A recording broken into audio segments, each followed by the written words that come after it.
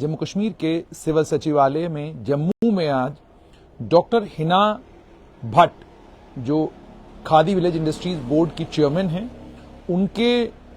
Retiring room में आग लगी और वो आग फैलते फैलते उनके दफ्तर में आई। और इस आग को बुझाने के लिए पहले फायर एक्सटिंग्विशर्स का इस्तेमाल वहां पर किया गया, लेकिन फायर एक्सटिंग्विशर्स से जब आग नहीं बुझी तो उसके बाद सिविल सचिवालय में आप जानते हैं कि हर समय फायर ब्रिगेड की एक खड़ी रहती है। फौरन फायर ब्रिगेड की गाड़ी जो है, फायर ब्रिगेड का अमला जो है वो एक्शन में आया और उन्होंने हिना हिना भट्ट का जो कमरा है, उस कमरे के अंदर जो आग लगी हुई थी उसमें पानी छिड़कना शुरू किया और अब यह बताया जा रहा है कि आग काबू में आ गई है। जानकारी के मुताबिक ये आग सुबह लगी है और लगभग ये आग कोई 1 बजे के करीब लगी है। हमारी बात डॉक्टर हिना भट्ट से हुई। डॉक्टर हिना भट्ट ने बताया कि मैं अपने ऑफिस में बैठी हुई थी, जब मुझे बदबू आई कि मेरे रिटायरिंग रूम में जैसे कोई चीज जल रही है, कोई चीज सड़ रही है, तो मैंने रिटायरिंग रूम का जब दरवाजा खोला तो रिटायरिंग रूम का दरवाजा खोलते ही मैंने देखा कि आग लगी हुई है और उसके बाद वो आग रिटायरिंग रूम में थी। हम लोग सब बाहर निकल आए। आग रिटायरिंग रूम से सीधा मेरे ऑफिस में और ऑफिस के बाद ये आग जो है आगे तक फैल गई। उसके बाद उन्होंने ये भी कहा कि हमने जो फायर एक्सटिंग्विशर हमें दिए गए हैं उनका इस्तेमाल किया, कोशिश पूरी की कि फायर एक्सटिंग्विशर से आग बुझाई जा सके, लेकिन फायर एक्सटिंग्विशर का इस्तेमाल करने के बावजूद आग नहीं बुझाई जा सकी। नतीजा ये निकला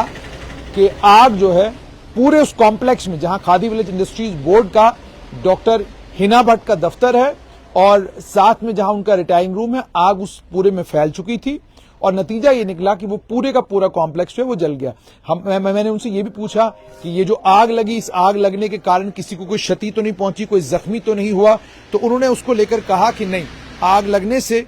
कोई जख्मी नहीं हुआ, आग लगने के कारण किसी भी एम्प्लॉय को कोई नुकसान नहीं पहुंचा। हम बर वक्त दफ्तर से बाहर निकल गए और हमारे दफ्तर से बाहर निकलने से फायदा ये हुआ कि आग किसी को भी नुकसान नहीं पहुंचा सकी। डॉक्टर हिना भट्ट ने यह भी कहा कि सिविल सचिवालय में जो फायर एक्सटिंग्विशर रखे गए थे, हमने उनका इस्तेमाल जरूर किया, लेकिन उनका कोई फायदा नहीं हुआ। इस समय आग पर मुकम्मल तौर पर काबू पा लिया गया है, लेकिन ये जो आग वहां पर लगी है, इस आग को बुझाने के लिए जिन फायर एक्सटिंग्विशर्स के कारण भी जो है आग वहां पर रुकी नहीं। और जब मैंने उनसे ये भी पूछा कि कारण क्या लगता है आपको, तो उन्होंने कहा क्योंकि जो बदबू आ रही थी वो ऐसा लग रहा था जैसे तारें जली हैं अंदर, तो उन्होंने कहा शायद शॉर्ट सर्किट की वजह से ये आग लगी है और उसी के कारण उनका दफ्तर, उनका रिटायरिंग रूम और उसके अलावा एक और कमरा जो है उसके अंदर आग लगी है। अब वहां नुकसान कितना हुआ है, क्या कोई एसेंशियल रिकॉर्ड था जिसको आग लगी है, क्या कुछ वहां पर हुआ है, इस सारी की जानकारी उन्होंने कहा कि अभी तक हमें खुद भी नहीं है।